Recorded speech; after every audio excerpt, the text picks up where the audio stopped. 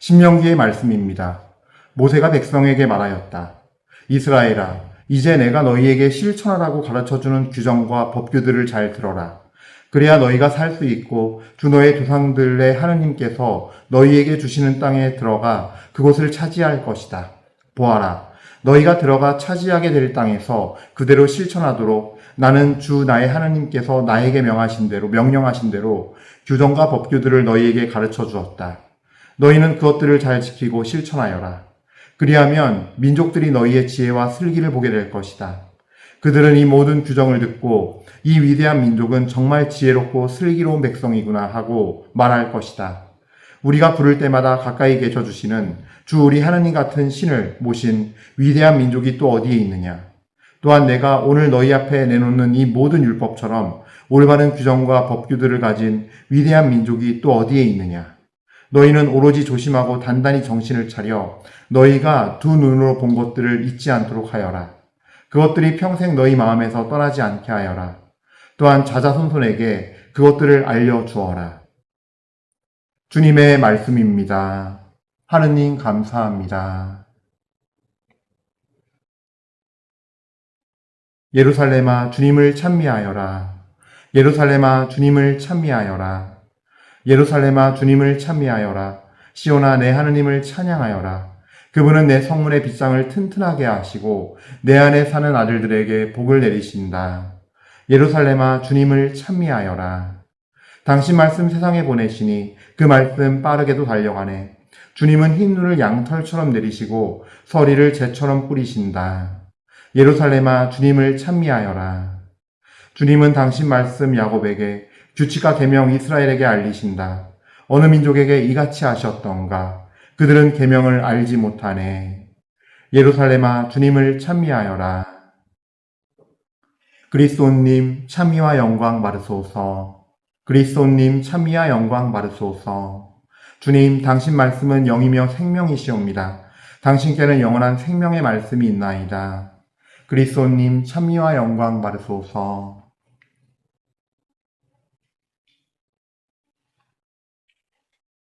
주님께서 여러분과 함께 또 한 사제의 영과 함께 마테오가 전한 거룩한 복음입니다. 주님 영광 받으소서. 그때 예수님께서 제자들에게 말씀하셨다. 내가 율법이나 예언서들을 폐지하러 온 줄로 생각하지 마라. 폐지하러 온 것이 아니라 오히려 완성하러 왔다. 내가 진실로 너희에게 말한다. 하늘과 땅이 없어지기 전에는 모든 것이 이루어질 때까지 율법에서 한 자, 한 획도 없어지지 않을 것이다. 그러므로 이 계명들 가운데서 가장 작은 것 하나라도 어기고 또 사람들을 그렇게 가르치는 자는 하늘에서 가장 작은 자라고 불릴 것이다. 그러나 스스로 지키고 또 그렇게 가르치는 이는 하늘나라에서 큰 사람이라고 불릴 것이다. 주님의 말씀입니다. 그리스도님 찬미합니다.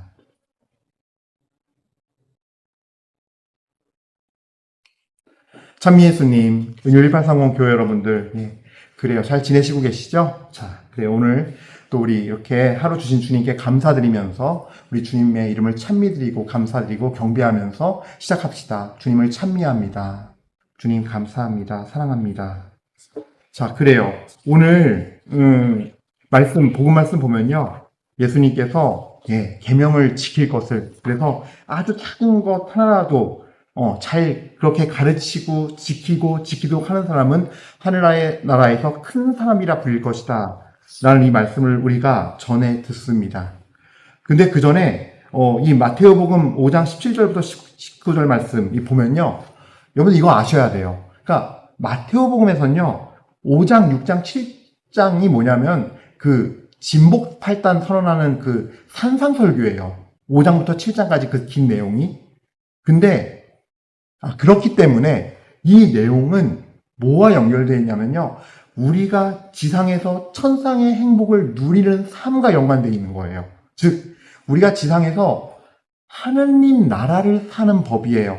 아버지의 뜻이 하늘에서와 같이 땅에서도 이루어지는 삶.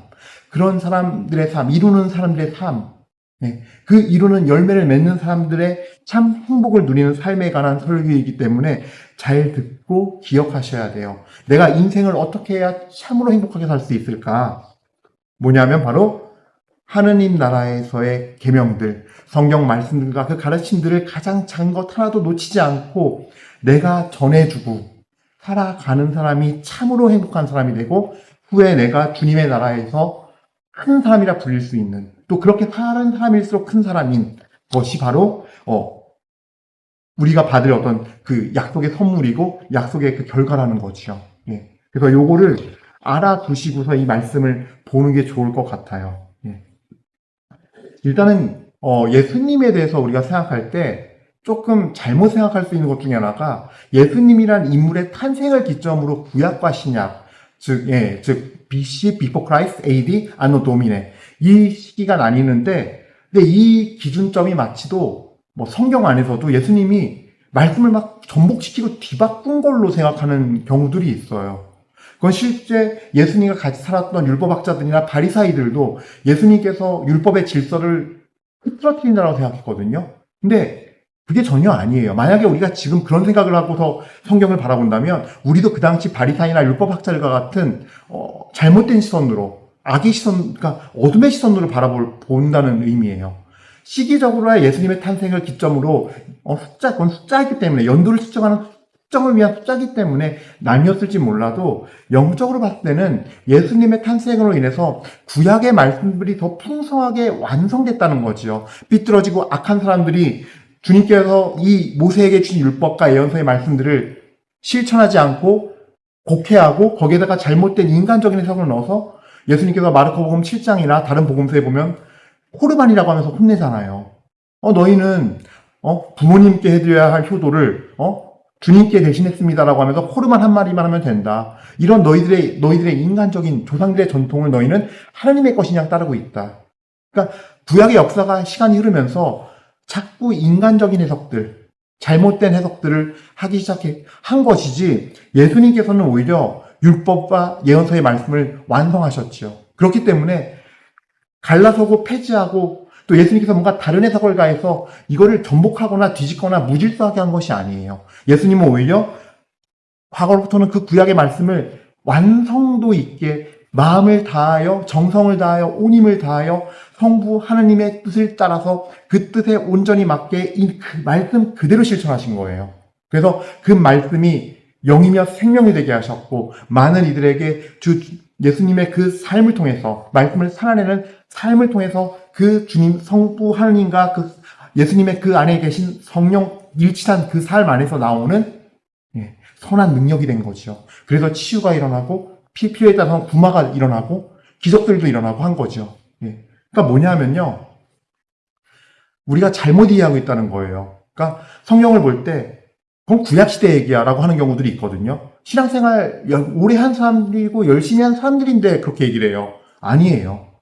구약의 말씀이 예수님을 통해서 완전히 완성된 것이고, 이 말씀들은 폐기되거나 없어져야 할 말씀은 하나도 없는 거예요.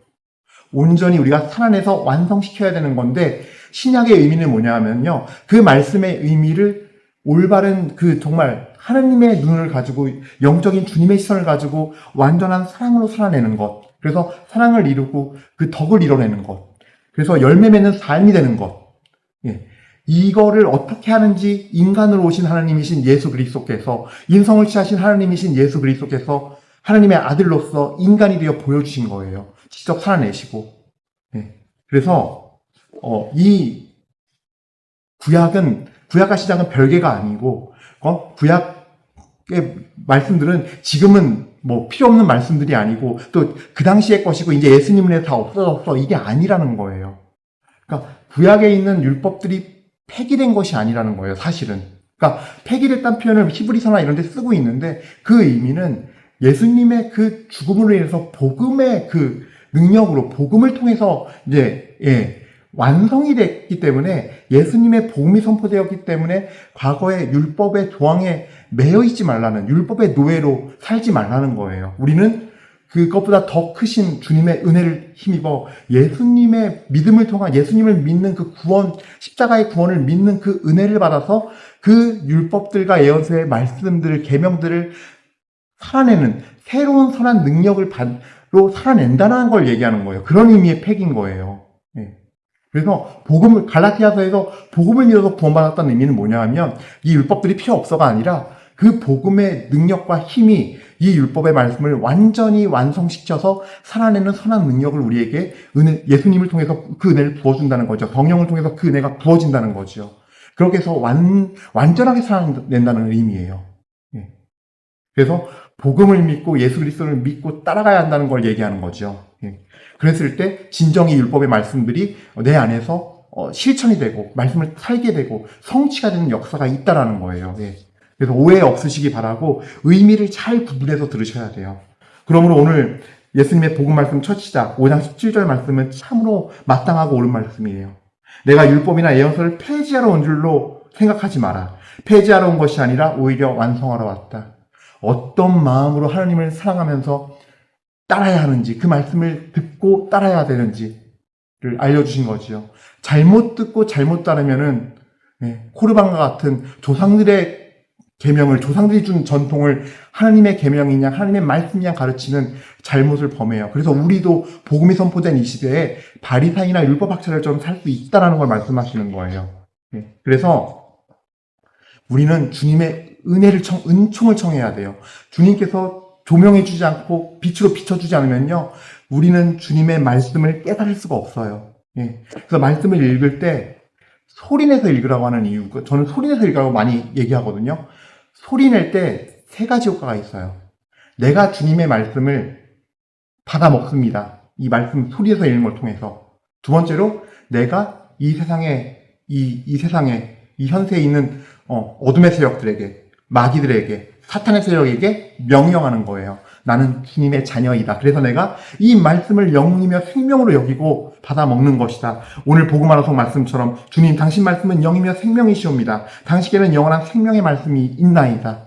이 말씀이 영이며 생명이기에 내 영을 살리기에 나를 구원으로 이끌기에 영원한 생명을 주기에 더러운 너의 어둠의 세력들은 들어라. 나는 거기에 속한 사람이고 예수님의 것이다. 세 번째는 뭐냐면요. 이 말씀을 소리내어 읽음으로써 기도하는 거예요. 듣는 거예요. 내 자신에게 먹이는 것이고. 뭔지 알겠죠? 세상에 주님 말씀을 선포하는 거, 세상에 들으라고. 어둠의 세력들에게 난 주님의 것이라고 고백하면서 내 자신의 신원을 고백함과 동시에 그리고 내가 주님 말씀을 듣는 거예요. 내가 소리내어 또박또박 읽을 때 더 똑똑히 듣거든요. 이 말은 그냥 말이 아니라 이 소리 파장을 탈 때 위력을 지녀요. 그래서 힘을 가지고 큰 소리로 얘기하면 왜 그 사람의 에너지가 기가 나가잖아요. 또 기선제압할 때 막 표정 이것도 막 하지만 소리도 굉장히 단호하고 강하게 외치잖아요. 상대를 제압하기 위해서. 그러니까 말에 힘이 있거든요, 실제로. 근데 주님 말씀을 내 입에 담아서 한다면 그 말씀은 얼마나 힘이 있겠습니까? 그리고 내 귀에도 얼마나 더 꽂혀서 들리겠습니까? 그냥 눈으로 읽을 때보다.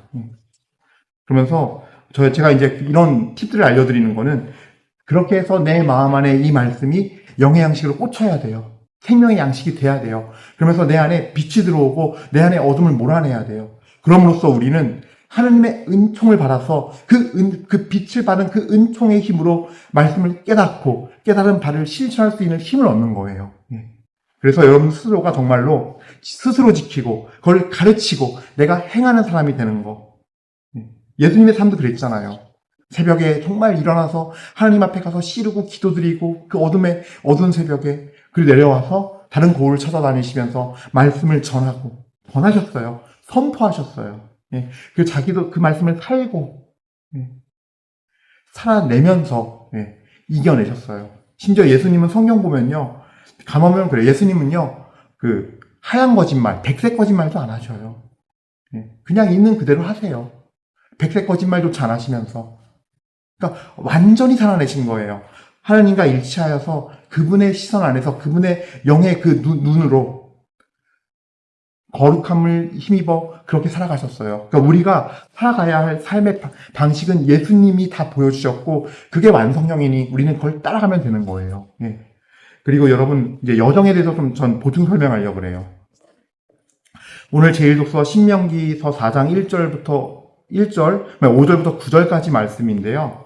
이제 이 신명기 오늘 말씀 잘 보면요. 이제 좀 있으면은 가나안 땅에 들어가야 돼요. 앞에 딱 두고 있어요. 목전에 두고 있고 이제 가나안 땅 들어가서 싸우고 점령하기 시작해야 되는 건데 이게 이제 들어갔을 때 너희 이렇게 살아야 돼라고 알려주는 거예요. 뭐냐면요, 이 법규들을 알려주고 너희가 대대손손에게 알려주고 전하고 말로 전하고 너희가 그걸 기억하고 행하고 하면서 살아내라는 거예요. 이게 뭐냐?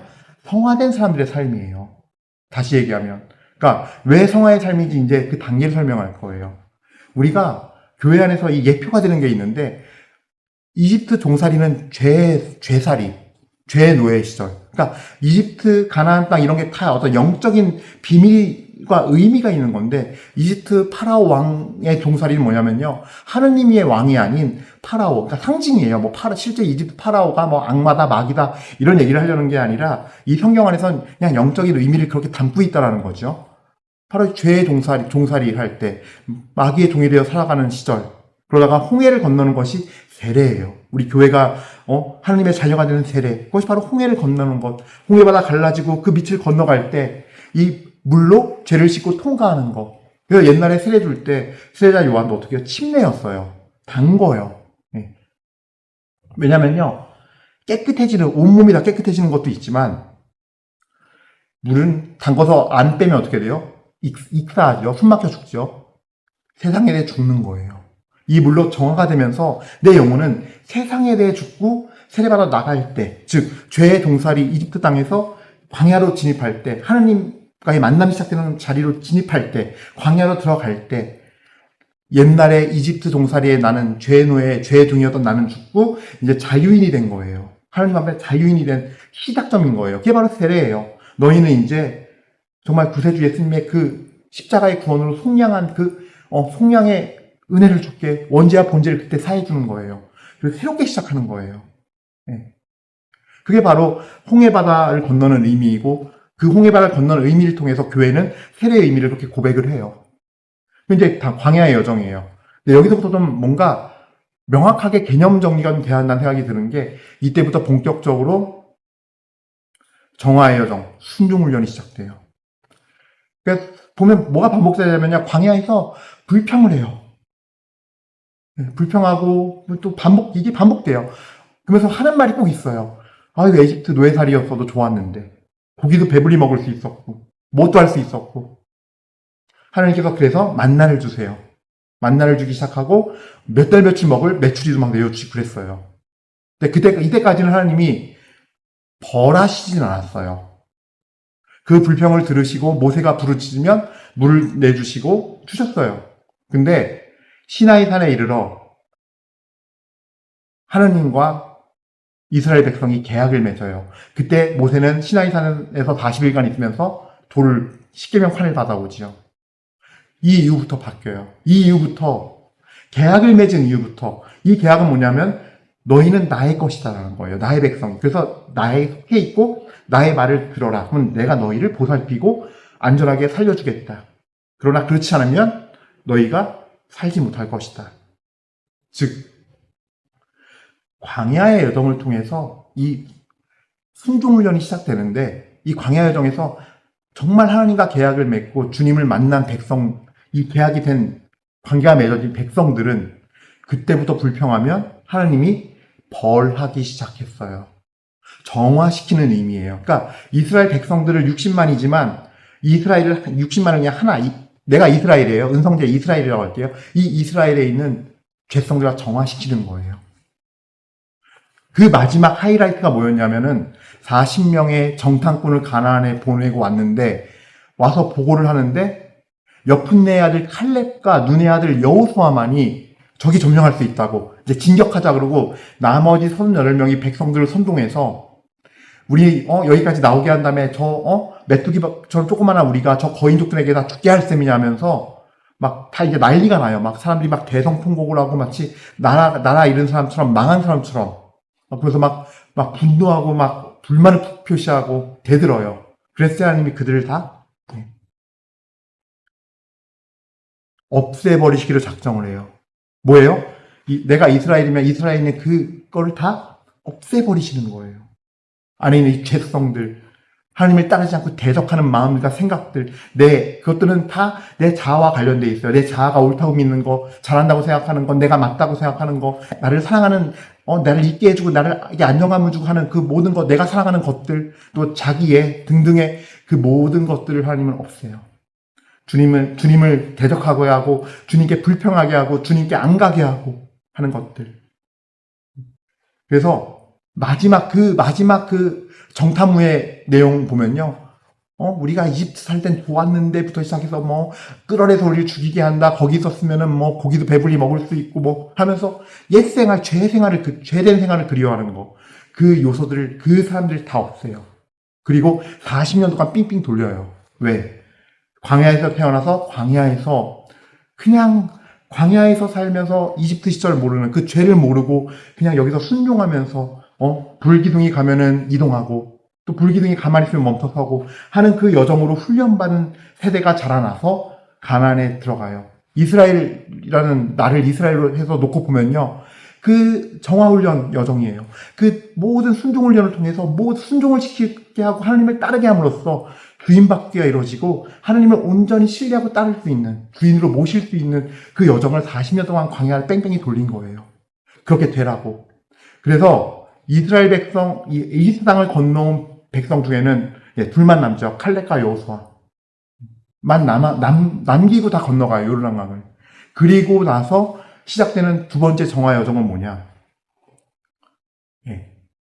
이제 내 안에게 정화됐으면, 이스라엘 내 안에게 정화됐으니까, 이제는 그 깨끗해지고 거룩해진 그 하나님이 주인 되어서 거룩하게 사는 그 백성이 세상을 변화시키는 여정인 거예요. 가나안은 그거의 상징이에요. 죄된 것을 점령하고 죽인다는 의미가 되게 잔인한, 인간적으로만 보면은, 영적인 시선 없이 보면 잔인한 일이죠.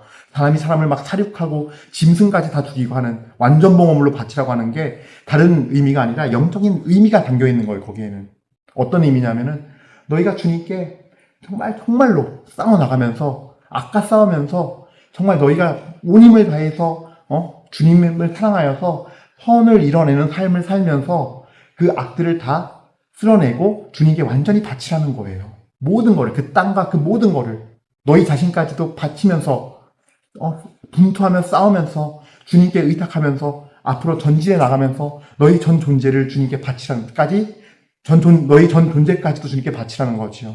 그랬을 때 가나안 땅이 점령되어 간다는 의미는요, 가나안 땅이 하나님의 말씀과 뜻으로, 그래서 하나님의 나라가 정말 이 지상에서 아버지의 뜻이 이루어짐으로써 하나님 나라가 이루어지는 것처럼 그렇게 이루어지는 삶을 살아가라는 의미가 담겨 있는 거예요.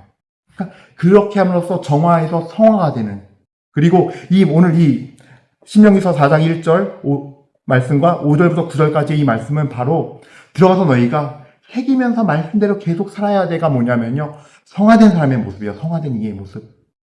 완전히 주님 앞에 거룩해지고 깨끗해진 영혼들이 그 주님의 과거의 가르침부터 주님께서 나에게 해줬던 그것들을 마음으로 기억하고 감사와 찬미를 드리면서 그 말씀들과 가르쳐준 말씀들을 늘 새기고 매일같이 살아가고 그 안에서 주님의 열매를 맺어가는 삶, 계속 맺어가는 삶, 이것이 마지막 단계 가나안 점령이 다 되어서 계속해서 전해주고 살아가는 삶. 그래서 이 공간은 에덴 동산이요, 이 공간은 정말로 주님 안에서 악한 세상이 지배하는 공간이 아니라 아버지의 뜻이 이루어지는 천국의 삶, 지상에서의 천국의 삶을 사는 것, 그것이 바로 성화된 이들이 삶을 살아가는, 그리고 이 공간과 이 세상을 바라보고 살아가는 것이라는 거죠. 그래서 그렇게 나뉘어요. 그래서 홍해를 건너기 전 이집트 노예살이, 죄의 노예살이 시절, 홍해를 건너 세례를 받고 이제 광야 여정의 시작. 그래서 순종훈련이 시작돼요. 그래서 주님께서 하나씩 순종훈련을 시켜나가면서 주님과 이제 주님 앞에 서서 주님의 말씀을 받아들이고 주님을 주인으로 모시고 사는 그 결심을 하고 주님의 것이 되는 순간부터는 내 안에 죄성들, 악한 것들 다 끊어내고 죽이고, 그리고 내 자신이 거룩해지면 이제 요르단강 건너서 가나안 땅 가는 거예요. 들어가면서 이제 이 세상을 정말로 더러운 것들을 다 없애고 죄가 되는 것도 다 없애고, 그러면서 가나안을 거룩한 주님의 땅으로 변화시키듯이 선한 능력으로 이 세상의 내 주변의 이웃들과 내 주변을 정말 주님의 뜻을 밝히고 말씀을 밝혀서 전해주어서 그들도 진리의 빛을 받아 살아가게 하고 내 사는 모든 주변과 공간이 다 주님의 나라, 지상에서의 하나님의 나라가 되는 것, 그것이 바로 성화된 사람의 삶. 그래서 그것을 계속 지켜나가고 더 꽃피어나가고 열매 맺는 삶을 사는 것이 성화된 사람의 삶이라는 거죠. 이런 여정들이 있다라는 거예요. 그래서 이런 것들도 제가 좀 함께 오늘 이 신명기 말씀 보면서 나누고 싶었습니다. 그래서 여러분들, 우리가 복음 말씀대로 가장 작은 것부터 온전히 순종으로 내 주인이신 주님을 나의 주인으로 모시고서 살아내면서 우리는 성화된 삶, 하나님의 아들인 예수님을 따르는 삶. 그래서 우리 역시도 이 세상에서 각자가 다 작은 예수가 되는 은혜가 있어야 할 겁니다. 우리 모두 그 은혜가 있기를 여러분 모두에게 축복드리면서 잠시 묵상합시다. 아멘.